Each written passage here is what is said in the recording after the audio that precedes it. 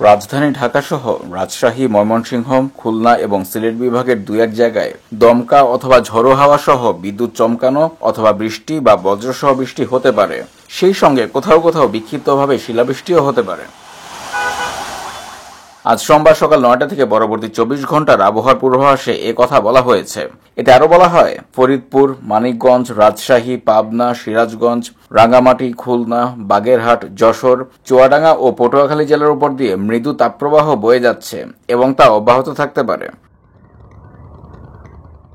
এছাড়া দেশের অন্যত্র অস্থায়ীভাবে আংশিক মেঘলা আকাশ সহ আবহাওয়া প্রধানত শুষ্ক থাকতে পারে। সেই সঙ্গে সারা দেশে দিন ও রাতের তাপমাত্রা প্রায় অপরিবর্তিত থাকতে পারে।